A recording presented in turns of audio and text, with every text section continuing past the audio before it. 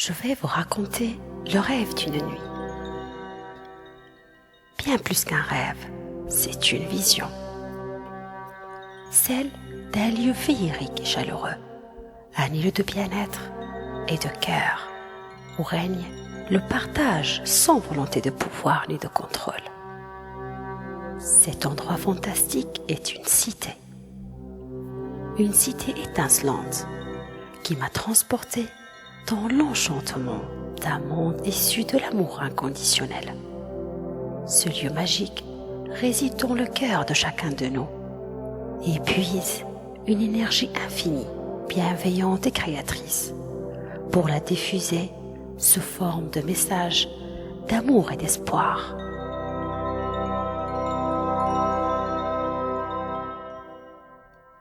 Lors d'une douce nuit, je m'endors paisiblement, laissant mon corps à ce monde frémissant au tic-tac de l'horloge.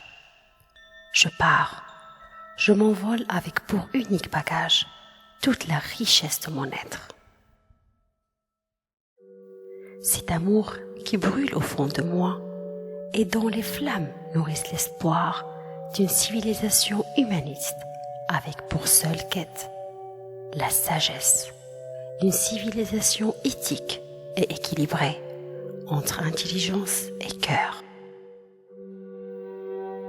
J'arrive aux portes de cette majestueuse cité. Elle s'ouvre et je pénètre à l'intérieur. Rapidement, une énergie me submerge. Elle remplit mon âme d'un profond sentiment de bien-être. Je prends un moment et m'assois au bord d'un paisible lac. Tout est si beau. La cité est rayonnante et la nature y est très présente. Des fleurs, des arbres et des lacs. Les chants des oiseaux et les battements d'ailes des papillons transportent une énergie subtile qui se mêle harmonieusement à celle des forêts enchanteresses. Je ressens une communion parfaite, une unicité entre mon être et la nature. Elle est moi et je suis elle. Je contemple ce spectacle avec mes yeux débordants d'amour. Je ressens alors un sentiment étrange de déjà-vu. C'est comme si j'appartenais à ce monde, comme si j'avais toujours vécu ici. Peut-être l'ai-je juste oublié. Après ce paisible moment, continuant mon chemin, mes yeux ne cessent d'admirer la beauté de ce lieu fantastique. Un mélange délicieux de simplicité et de féerie qui conduit l'esprit à la créativité et à la prise de conscience d'un destin commun. La cité est composée de nombreux dômes, faits de matériaux naturels, comme la terre et la pierre, et dont les énergies sont en harmonie avec la nature. Je pénètre dans l'un de ces dômes. La féerie est au rendez-vous. Les couleurs chaleureuses se mêlent aux vibrations et une douce énergie enveloppe mon corps. Mes pieds nus caressent l'herbe tendre et la pierre tiède, tandis que mes yeux admirent les nombreuses œuvres d'art, des peintures, des sculptures, des fresques et toutes sortes de créations positives, véhiculant le même message d'amour, un appel à l'union fraternelle.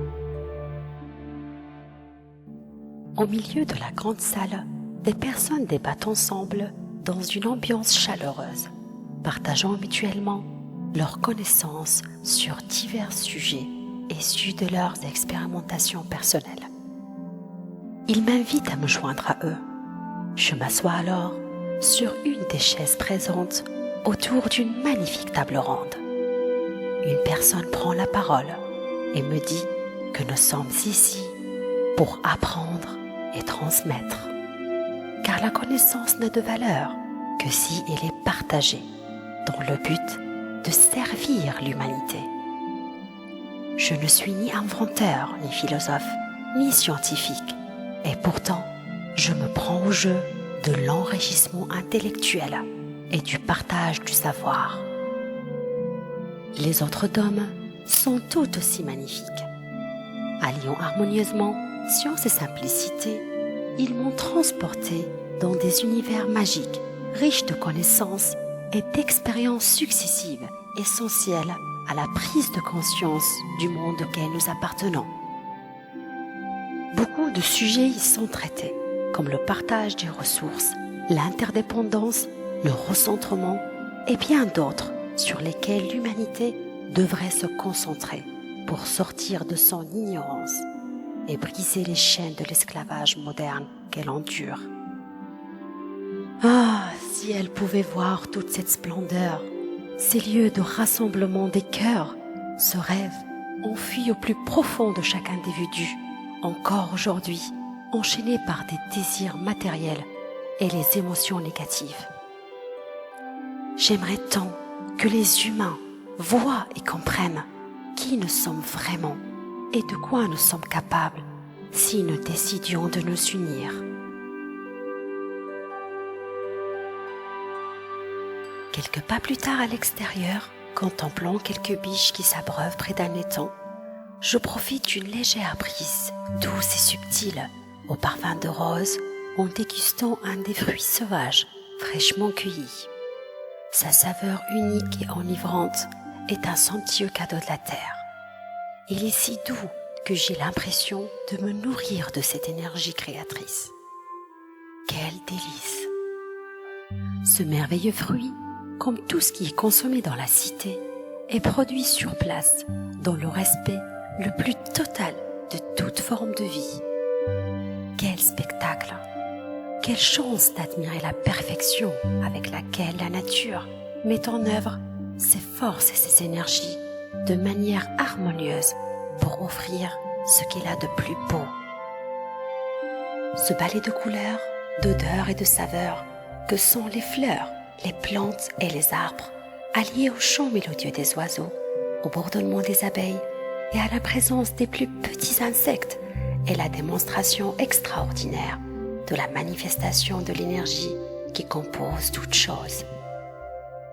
Je commence à comprendre cette interaction universelle, cette interdépendance, l'eau et le feu, la terre et le soleil, l'autre et moi, un lien indéfectible où chaque chose interagit avec l'univers.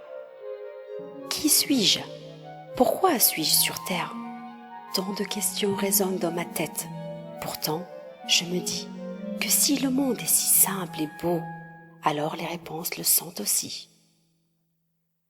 Ma pause achevée, je me dirige vers un endroit qui capte mon attention. Un lieu féerique aux couleurs de l'enfance. Mais quelque chose semble ici très différente. Quelque chose rend ce lieu encore plus magique. Ces enfants sont vêtus de magnifiques costumes et leurs jeux ne ressemblent en rien aux jeux habituels. Ils sont basés sur l'apprentissage par l'émerveillement. Ces enfants sont heureux d'être écoutés et participent à l'amélioration de leur société en soumettant leurs idées avec leurs yeux et leur cœur pur. Ils dessinent, ils créent, ils s'émerveillent, ils s'éveillent. Je passe un peu de temps à jouer avec eux, les écoutant me parler de notre mère la terre, des animaux affectueux et compatissants et de grands projets. Je ne sais que dire, je les observe et me reconnecte à une chose oubliée et pourtant si essentielle, mon âme d'enfant. Un peu plus tard sur le chemin, je décide de me rendre vers un lieu des plus extraordinaires. Se dressant majestueusement au milieu de l'eau, un temple émerveille par sa beauté. Sa conception harmonieuse, sa symétrie et sa présence suffisent à provoquer en moi tant de vagues d'énergie. À l'intérieur, la lumière au teint violacé est douce et l'ambiance très paisible. Une légère odeur d'eucalyptus y flotte, se mariant parfaitement à une douce mélodie. De petites cascades d'eau limpide jaillissent des murs pour se déverser dans de magnifiques fontaines imprégnées de cristaux. C'est une invitation au recentrement, à la connexion et aux énergies de l'univers, un lieu parfait pour une remise en question profonde du sens de notre existence et du but que l'on souhaite lui donner. Je m'assois un moment et ferme les yeux. Une puissante vibration m'accompagne. Je plonge au plus profond de moi-même, cherchant les clés d'une porte trop longtemps fermée. Je ne sais comment expliquer ce que j'ai éprouvé. Il n'y a pas de mots pour le décrire, mais je sais que pour la première fois de ma vie, j'étais en paix. Le cœur léger, je rejoins les portes de la cité. Je suis invitée avec plusieurs autres personnes à dialoguer sur les solutions de demain, donner mon ressenti et mes idées pour améliorer cette société. Quelle joie de se sentir utile et de participer pleinement à l'évolution positive de l'humanité. Voilà que mon voyage s'achève. Mes yeux s'ouvrent et je reviens à ma triste réalité. Je prends un peu de temps pour me souvenir de tout ce que j'ai appris, observé et ressenti. Tout est si clair dans ma tête et dans mon cœur. Je comprends alors que ce rêve, cette vision, pourrait être une réalité si nous le désirons. À partir d'aujourd'hui, je donnerai ce qu'il y a de meilleur en moi pour que le monde voit ce qu'il y a de meilleur en lui. Cette cité est la vitrine d'un avenir meilleur pour l'humanité. Voici ce que je suis et voilà ce que je souhaite transmettre.